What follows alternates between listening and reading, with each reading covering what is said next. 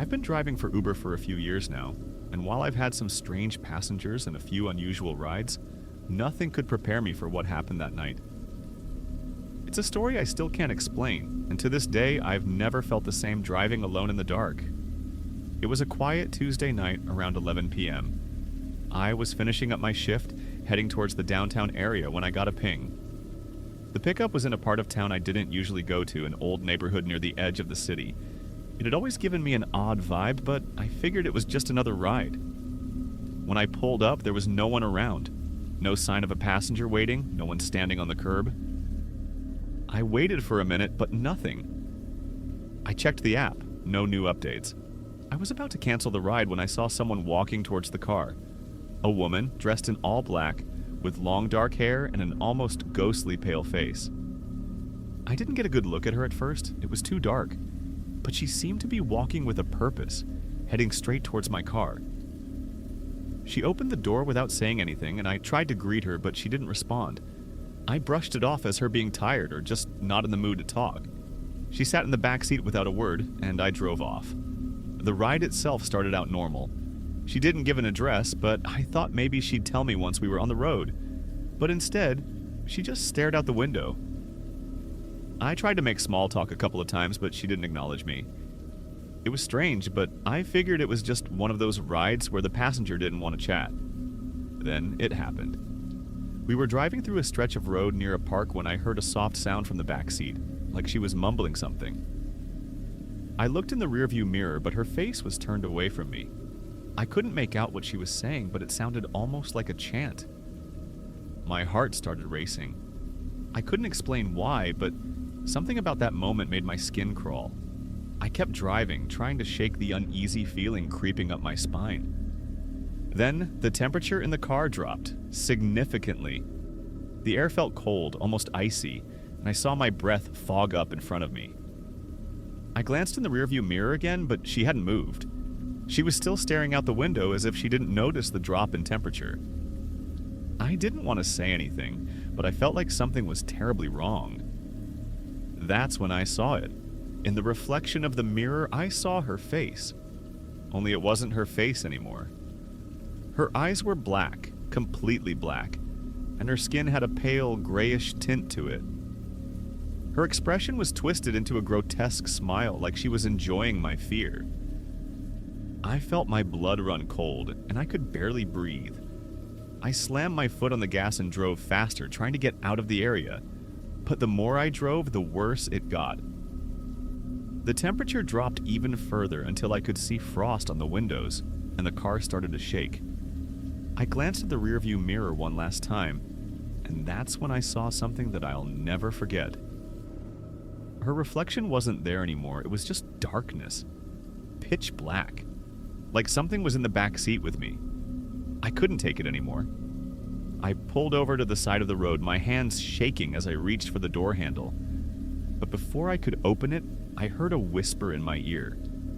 It was soft, almost inaudible, but it was clear enough to send a chill down my spine. You shouldn't have stopped. I didn't know what to do. I was paralyzed with fear. I managed to open the door and jump out of the car, leaving it running. I ran to the nearest building, banging on the door and begging for help. The people inside let me in, and I told them what had happened. When we went back outside, the car was still running, but the woman was gone. There was no sign of her anywhere. The temperature was back to normal, and the frost on the windows had melted, as if nothing had happened. I tried to contact Uber to report the incident, but the ride never showed up in the app. There was no record of her, no history of the ride.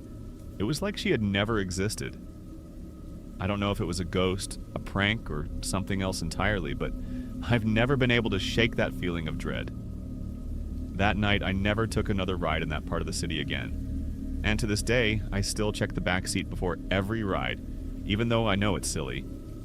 But that night was real. It happened. I don't know what it was, but I'm certain I'll never forget the woman in black who disappeared into thin air.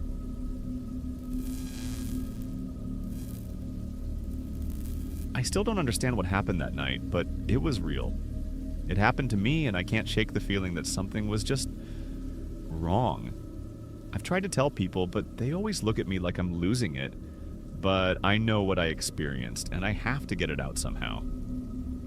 It was late, around midnight. I had been at a party, a friends gathering at their place. I don't usually drink much, but I'd had a few drinks, and I was ready to get home. I called an Uber, and the app showed a car arriving in about 5 minutes. I didn't think anything of it. The car pulled up, and I got in. The driver was a middle-aged man, probably in his 40s. He had dark, short hair and a deep voice. His face was expressionless, but he was polite enough when he said, "Where to?" I gave him my address, and he nodded. We started driving, and for the first few minutes, everything seemed normal. He was quiet, which I didn't mind. I was exhausted, and it was a peaceful ride. The streets were quiet, too. As we drove further, though, things started to feel off. I couldn't quite place it at first. It was like the roads were just wrong.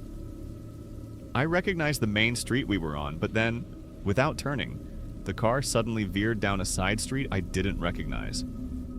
I glanced out the window, but everything was too dark, too silent.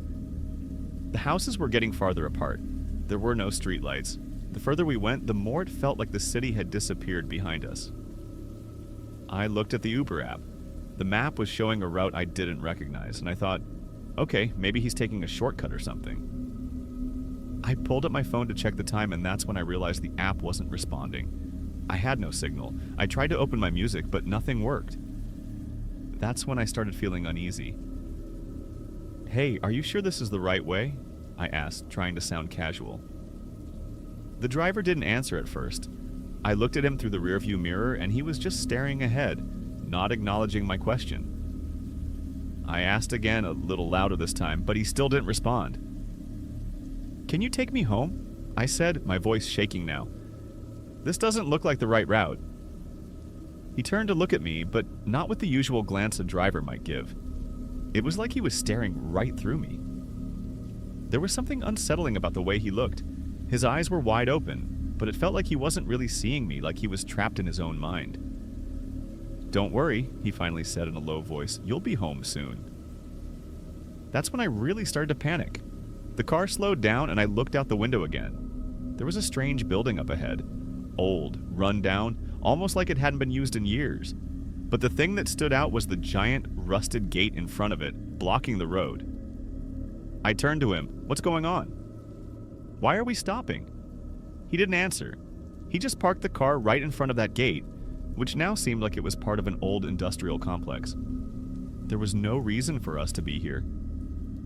The hair on the back of my neck stood up. I pressed the door handle to get out, but it wouldn't budge. I tried again, and still nothing. Panic was rising in my chest. "Let me out!" I shouted, my voice echoing in the empty street. The driver didn't say a word. He just sat there looking ahead. I banged on the window. "Let me out right now!" Still, he didn't respond. I looked at the door and realized the lock was engaged. I felt trapped, and I started hyperventilating. I couldn't think straight. My heart was pounding so loud I could hear it in my ears. Suddenly, the sound of footsteps outside the car caught my attention. My heart nearly stopped. I looked out the window, expecting to see someone, but there was nothing. Just darkness. I heard the footsteps again, but they didn't sound like someone walking. They were dragging, slow, like someone was shuffling their feet across the ground. "Please, just take me home," I cried out, now sobbing. "This isn't funny anymore." The driver turned his head very slowly and looked directly at me. His eyes were no longer wide. They were narrow, as if he was studying me, almost curiously. It was then that I realized something even more horrifying. His face had changed. The tiredness, the blankness, it was gone. Now there was something almost sinister in his expression, something I couldn't describe, but I felt it in my bones. "Don't worry," he said again, but his voice was cold, almost robotic. "You'll be home soon." I had no idea what he meant by that, but I knew I needed to get out of that car. I pulled at the door again, and this time it clicked open. I don't know how or why it worked, but it did. I bolted out of the car and ran, not caring where I was going. I didn't look back. I kept running, not stopping, until I found a road with some cars. I flagged one down, and the driver stopped. I don't remember much of the conversation, just that I was shaking so badly I could hardly breathe. I managed to get home that night, but I couldn't stop thinking about what had happened. The next morning, I checked my Uber ride history, but there was no record of it. No record of the driver, no record of the route. The app showed only my last ride from earlier that day. I still don't know how to explain it, but something about that night doesn't feel right. And I haven't taken an Uber since.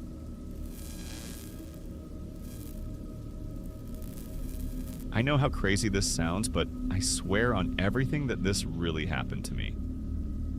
I've never been able to shake it, and I still think about it almost every night. It all started when I had to stay late at work. It was one of those nights where I was just too tired to drive home, so I decided to call an Uber. It wasn't unusual for me. I live in the city, so I'm used to getting rides at all hours.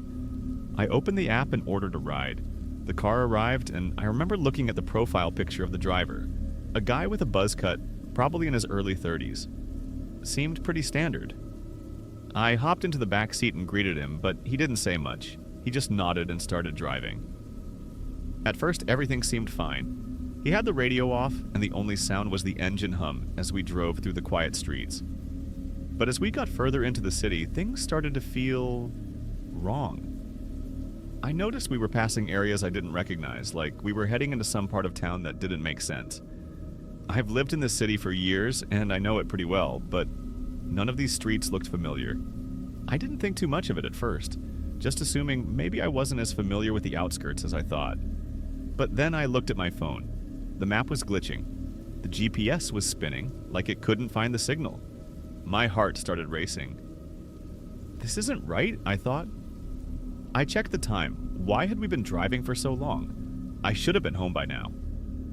I glanced over at the driver and he was staring straight ahead, his face expressionless. I asked, "Hey, are you sure we're going the right way?" He didn't answer. He just kept driving, deeper and deeper into a part of the city I didn't know, past what seemed like abandoned houses with no lights on anywhere. The streets got darker. I was starting to panic. "Hey, do you know where we're going?" I asked again, my voice shaking a little now. Still nothing. At this point, I was really starting to feel uncomfortable. I checked my phone again. No service. I tried to open my messaging app to text a friend, but the screen just froze. That's when I realized this wasn't just bad navigation. I was in the middle of nowhere. I looked out the window, and that's when I saw it. A figure standing by the side of the road, motionless, staring directly at the car. I couldn't make out the details at first, but there was something off about it. The figure had long, dark hair, and it was standing way too still. It was almost like watching us. I blinked, and when I looked again, it was gone. "Did you see that?" I asked the driver, but he didn't respond. He didn't even acknowledge I was talking. My breath started to catch in my throat. At this point, I was about to lose it. "Pull over! I want to get out!" But he didn't stop. In fact, he sped up. I started to feel this sick feeling in my stomach, like we were driving into something that was way beyond my control. The trees around us started to look different, twisted almost, like they were leaning in, pressing closer to the road, blocking the way. Then, out of nowhere, the car lurched forward and stopped suddenly. I felt my whole body jerk against the seat. "What the hell?" I whispered, my hands trembling. I looked ahead, and that's when I saw it.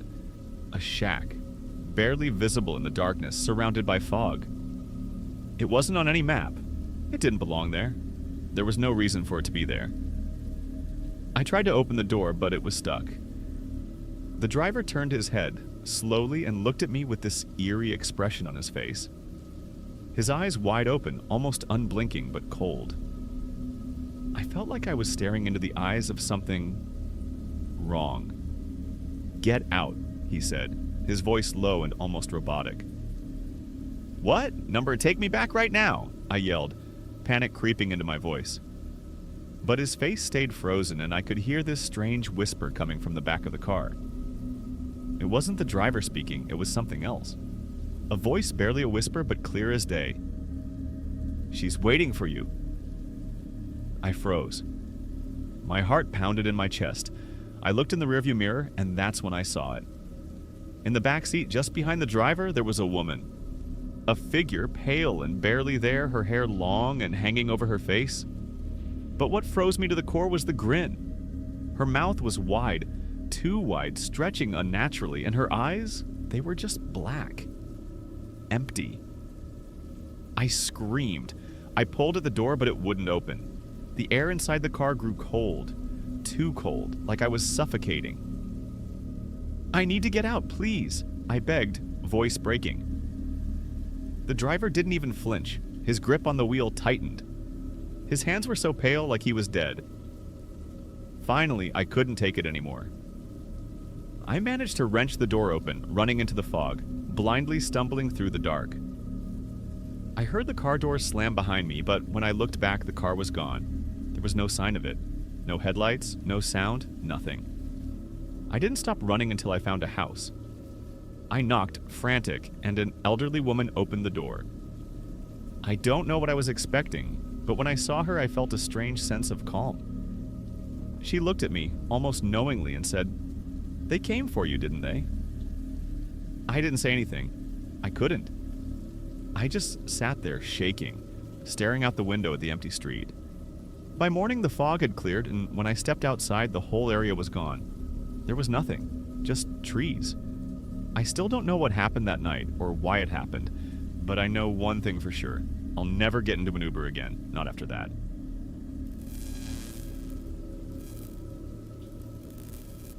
It's been a few months since it happened, and I still can't explain it. I try to tell myself it was just my imagination, or that I was more tired than I realized, but deep down, I know something wasn't right that night. This wasn't a normal Uber ride. It felt like something out of a nightmare. It was around 1 a.m. when I decided to call an Uber. I had been out at a late work event and I was ready to go home. The city streets were mostly empty and the cold air was biting. I was glad I didn't have to wait long for the car to arrive. The app showed a black SUV coming up the street, so I stood outside and waited. When the car pulled up, I immediately noticed something strange. The windows were tinted so dark I couldn't see inside. I had never seen an Uber like this before, but I was tired, and at that hour, I wasn't really thinking much about it. I opened the back door and slid into the seat. The driver was a man in his late 40s, maybe early 50s. He had a serious look on his face and didn't greet me with a smile like most drivers. I thought it was a bit odd, but again, I didn't think much of it. I just told him where I was going and let him take the lead. He didn't say much. The ride was quiet, and that's when I noticed the first thing that seemed off. We weren't going the usual route. The street seemed unfamiliar, and I could have sworn I'd seen the same road twice. My phone was dead, so I couldn't use the map to check where we were. I tried not to panic. Maybe it was just me. After all, I was tired, and my mind was probably playing tricks on me. But then, the second thing happened. We stopped at a red light, and I noticed a building to the left of us. It looked old, abandoned almost. There was a large, rusted gate surrounding it, and the lights around the area were dim. I'd lived in the city for years, and I was certain this wasn't a place I'd ever seen before. But when I looked at the driver, he didn't seem to notice. He just kept his eyes fixed on the road. "Are we going the right way?" I asked, trying to hide the unease creeping into my voice. No answer. He didn't even acknowledge I'd spoken. That's when a chill ran down my spine. I couldn't shake the feeling that something was wrong. We kept driving down these narrow, dimly lit streets. The city's hustle and bustle felt like it was miles away. I tried to ignore the discomfort I was feeling, but then, without warning, the car stopped. Just stopped. I looked at the driver, but he wasn't paying attention. His eyes were locked on the rearview mirror. But there was no other car. No reason for us to have stopped. I was about to speak up when I heard something faint at first. Footsteps. The sound was soft, like they were getting closer, but when I looked around, I saw nothing. Just empty streets, bathed in a dull orange glow from the streetlights. The footsteps didn't stop, though. It was like they were right outside the car. I turned to the driver, my heart racing. "What's going on?" I asked, my voice shaky. The man didn't respond, but his hand, His hand was gripping the steering wheel so tightly his knuckles were white. He was breathing heavier now, almost like he was nervous too. That's when the door lock clicked. I tried to open the door, but it wouldn't budge. "I need to get out," I said, panic creeping into my voice. He turned to me slowly, and I'll never forget the look on his face. It wasn't just serious, it was cold, emotionless, like he wasn't even a person anymore. His eyes were wide, almost as if he was waiting for something. "Don't worry," he said in a low voice. "We're almost there." There was no there. I didn't know where we were going. I didn't recognize the streets, and now I had no idea how to get back. The air in the car felt thick, suffocating. The sound of the footsteps outside grew louder, like they were circling the car. I looked out the window, and that's when I saw them. Shadows. Figures moving in and out of the dim light, but none of them looked normal. Their movements were jerky, like they were walking, but in a strange, unnatural way.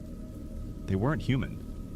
I'm not one to believe in supernatural things, but in that moment, I couldn't deny what I was seeing. I could feel my heart pounding in my chest and my body froze. I couldn't move. I couldn't even breathe. Suddenly, the headlights flickered and the whole car seemed to shudder. The figures outside began to approach, getting closer, and I could see their faces. But they didn't have real faces. They were just hollow, no eyes, no mouth. Just empty black voids where their features should have been. I screamed, "Let me out!" But my voice felt distant, like I wasn't even in control of it anymore. The driver still didn't say anything, just kept staring ahead, his eyes locked on the road. The figures were so close now, their hands pressing against the windows, their breath fogging up the glass. I could feel their coldness even through the window. I tried to open the door again, but it was locked. I was trapped. Then, just as suddenly as it all started, the car jerked forward. The figures outside disappeared, the footsteps stopped, and everything went silent. The car sped off, and within moments, we were back on familiar streets. The lights of the city started to return, and the air seemed lighter.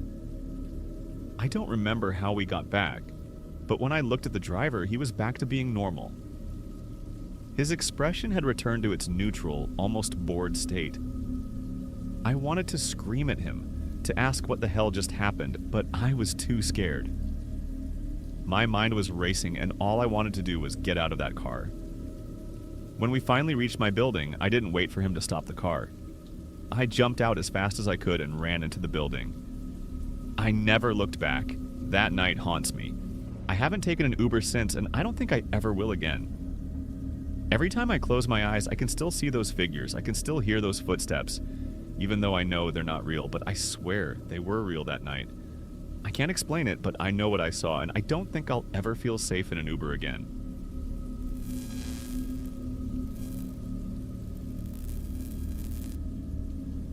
I've never been a fan of Uber rides late at night, but sometimes you don't have a choice. This particular night was one of those moments. It was past midnight, and I had just finished working a late shift at the office. I was exhausted, and I just wanted to get home. My phone was almost dead, but I called an Uber anyway. The app showed a black sedan arriving in about 5 minutes. The car pulled up, and I opened the door to get in. The driver was an older man, maybe in his early 60s, with graying hair and a calm demeanor. He greeted me with a nod and a quiet hello. I didn't think much of it. He seemed friendly enough, but there was something in his eyes that I couldn't quite place. Something that made me feel a little uneasy. I gave him my address and we started driving. The streets were pretty empty at that hour, and the silence in the car wasn't uncomfortable, but it felt different. Like there was something going on underneath the surface. As we drove through the city, I kept feeling like I was being watched. It was subtle at first, like the hairs on the back of my neck standing up, but then it got stronger. The driver would glance at me every now and then through the rearview mirror. At first I thought it was just casual, but as the ride went on, it felt more deliberate, like he was studying me. He would keep his eyes on the road for a moment, but then I'd catch him looking back at me again. Always a little too long. I tried to brush it off.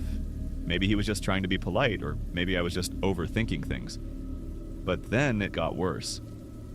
He took a turn that I didn't recognize. We were on a street that was completely unfamiliar to me, and it wasn't a route I usually took. I asked him, "Are we going the right way?" He didn't answer at first, just kept driving, the car humming softly on the pavement. The silence stretched between us, and I felt the tension building in the air. Finally, he replied, "We're taking a shortcut." It didn't sit right with me. The street was dark, with barely any lights. I started to feel more and more uncomfortable, but I didn't want to seem paranoid. I looked down at my phone, trying to check if I could pull up the map, but it was dead. The battery had drained completely. My heart started to race. "Hey," I said, trying to stay calm, "can you turn around?" "I don't recognize this area. I think you've made a wrong turn." The driver glanced at me again in the rearview mirror. This time, his eyes weren't just cold. They were almost knowing. It was like he had seen right through me. He didn't answer me right away, and the silence was suffocating. Then, out of nowhere, he spoke again. But this time, his voice was low, almost like he was whispering to himself. "You're not going home tonight." My stomach dropped. I don't know why, but that sentence hit me in a way I can't explain. It wasn't just weird, it was chilling. I stared at him through the mirror, trying to make sense of what he had just said.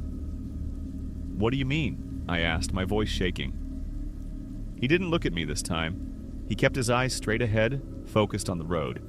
The car sped up, the headlights cutting through the night, but the surroundings were getting stranger. The buildings were becoming more run down, the roads less traveled. We were leaving the city behind, and I couldn't tell where we were anymore. My heart was pounding in my chest. I was starting to panic. I wasn't sure what to do, but something was seriously wrong. "Stop the car," I said, my voice suddenly urgent. "Stop the car right now." The driver didn't respond, but I could hear him breathing slowly. He kept driving. Then, out of nowhere, my phone buzzed. I pulled it out, and to my surprise, it wasn't dead anymore. The battery indicator was showing full charge, like nothing had happened. I quickly opened my map app, trying to get a sense of where we were, but the map didn't make any sense. It was all blank. There were no roads, no street names. Just empty space. I felt a surge of panic rush through me. "Where are you taking me?" I demanded. The driver turned his head slightly, just enough for me to catch a glimpse of his face. He didn't look human anymore. His expression was blank, but his eyes, they were wide. Too wide, like he wasn't really there. "You'll see soon enough," he said in that same low, deadpan tone. My body was frozen with fear. I didn't know what to do. I looked around the car trying to find a way out, but the doors were locked. I slammed my fist against the window, shouting at him to stop, but the car just kept moving. Then, as if out of nowhere, a sharp screech pierced the air. The car came to a sudden halt. I looked up and we were stopped in front of an old abandoned house. It looked like a house from another time. Decades old, broken windows, overgrown with vines. I felt my body go cold. The driver didn't move. He just sat there, staring at the house. "You wanted to go home," he said softly, "but sometimes you can't go back." The atmosphere in the car was suffocating, and I didn't know how much longer I could take it. I opened the door, and this time it opened. I stumbled out of the car and ran as fast as I could. I didn't look back. I don't remember how long I ran, but I eventually found a street with lights and flagged down another car. When I got home, I tried to check my Uber app, but there was no trace of the ride. No driver, no history, nothing. Like it had never happened. I haven't taken an Uber since that night, and I don't think I ever will again. Something about that driver, that house, that night, it didn't feel like it was just some random event. It felt planned. Like I was supposed to be there. And I don't think I ever want to know what would have happened if I stayed in that car.